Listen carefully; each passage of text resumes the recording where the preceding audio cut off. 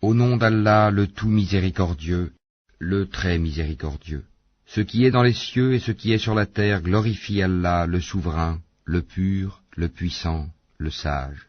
C'est lui qui a envoyé à des gens sans livre, les Arabes, un messager des leurs qui leur récite ces versets, les purifie, et leur enseigne le livre et la sagesse, bien qu'ils étaient auparavant dans un égarement évident, ainsi qu'à d'autres, parmi ceux qui ne les ont pas encore rejoints.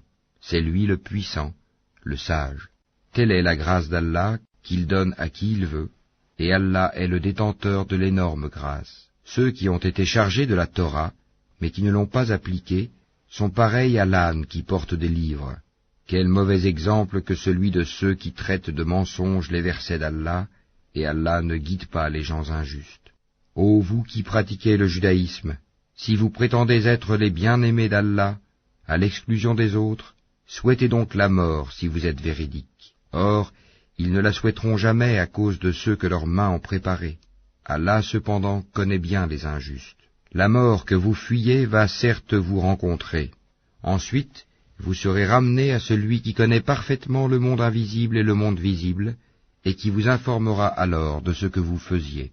Ô vous qui avez cru, quand on appelle à la salate du jour du vendredi, accourez à l'invocation d'Allah, et laissez tout négoce. Cela est bien meilleur pour vous, si vous saviez.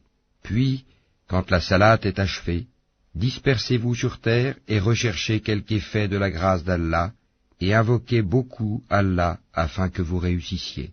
Quand ils entrevoient quelque commerce ou quelque divertissement, ils s'y dispersent et te laissent debout.